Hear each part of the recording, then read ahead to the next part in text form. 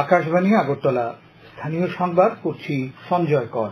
পূর্ব ত্রিপুরা উপজাতি সংরক্ষিত লোকসভা আসন সহ দ্বিতীয় পর্যায়ের লোকসভা নির্বাচনে আজ বিকেলে সড়ক প্রচার শেষ হবে। আগামী 26শে এপ্রিল পূর্ব ত্রিপুরা সহ দেশের 88টি লোকসভা আসনে ভোট নেওয়া হবে। পূর্ব ত্রিপুরা লোকসভা আসনে প্রায় 14 লক্ষ ভোটার 9 জন প্রার্থীর ভাগ্য নির্ধারণ করবেন। প্রতিদ্বন্দ্বী 9 জন প্রার্থীর মধ্যে মূল প্রতিদ্বন্দ্বিতা হবে ভারতীয় জনতা পার্টির কৃতি বিবি দেববর্মনের সঙ্গে ইন্ডিয়া জোটের সিপিআইএম প্রার্থী রাজেন্দ্র রিয়াংয়ের। এই আসনে 13,96,761 জন ভোটার রয়েছেন। নতুন ভোটার রয়েছেন 36,000-এরও বেশি। বুথ রয়েছে 1,664টি। আদর্শ ভোট কেন্দ্র রয়েছে 13টি। মহিলা ভোটকর্মী পরিচালিত 12টি। যুবা ও দিব্যাঙ্গ ভোটকর্মী পরিচালিত ভোট কেন্দ্র রয়েছে 6টি করে।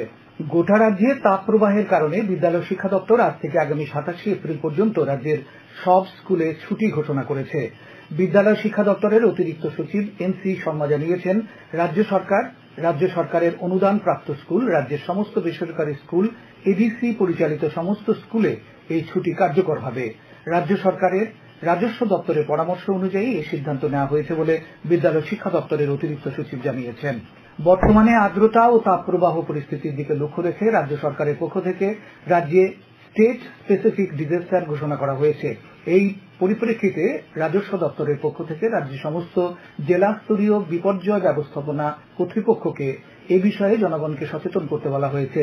রাজ্যবাসীর নিরাপত্তা নিশ্চিত করতে জেলা প্রশাসনকে আপৎকালীন সহায়তা কেন্দ্র, কুইক রেসপন্স টিমগুলোকে সক্রিয় থাকতে পরামর্শ দেওয়া হয়েছে এবং অবিরাম বিদ্যুৎ সরবরাহ নিশ্চিত করতে বলা হয়েছে।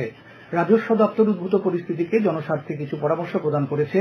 রৌদ্র তাপ এড়িয়ে থাকা, বেশি জল খাওয়া, হালকা সুতি ও হালকা ধরনের বস্ত্র পরিধান করা, ঘরের বাইরে বেরোলে ছাতা বা টুপি ব্যবহার করা, বেশি পরিমাণে প্রোটিনযুক্ত খাবার বা বাসি খাবার খাওয়া থেকে বিরত থাকা।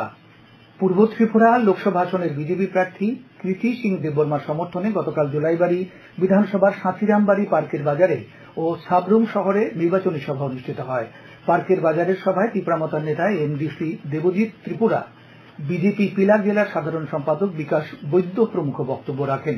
সাবরুমে বক্তব্য রাখতে গিয়ে বিজেপির দক্ষিণ জেলা সভাপতি শঙ্কর রায় কেন্দ্র ও রাজ্য সরকারের উন্নয়নমূলক কাজকর্মের প্রশংসা করেন।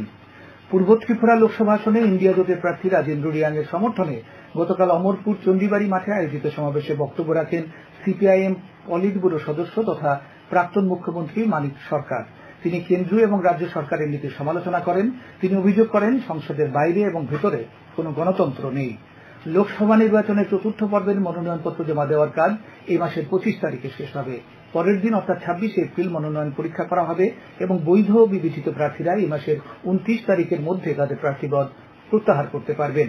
আগামী মাসের 13 তারিখে 10টি রাজ্য এবং কেন্দ্রশাসিত অঞ্চলের মোট 96টি লোকসভা আসনে এই পর্বে ভোট হবে।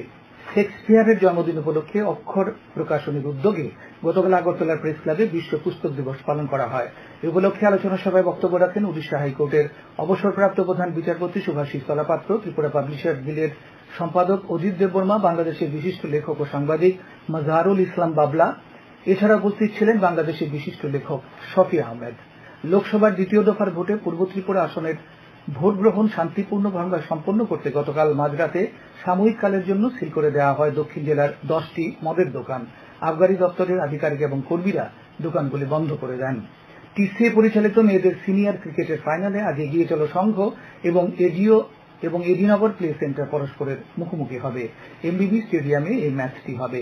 এদিকে রাজ্যভিত্তিক অনূর্ধ্ব 15 বছর ক্রিকেটের দুদিনের ফাইনাল ম্যাচটিও আজ শুরু হবে। এতে সদর বি এবং বিশালগড় লড়াই করবে নরসিংগড়ের পিটিএ মাঠে। আবহাওয়া দপ্তর সূত্রে জানা গেছে, আজ আকাশ আংশিক মেঘাচ্ছন্ন থাকবে। ভোরের সর্বনিম্ন তাপমাত্রা ছিল 27.4 ডিগ্রি সেলসিয়াস। দিনের সর্বোচ্চ তাপমাত্রা থাকবে 38 ডিগ্রির কাছাকাছি। বাতাসের আপেক্ষিক আর্দ্রতা 94% থাকবে। রাজ্যে বিক্ষিপ্তভাবে বজ্রবিদ্যুৎ সহ বৃষ্টিপাতের সম্ভাবনা রয়েছে। স্থানীয় সংবাদ এখনকার মতো শেষ হলো।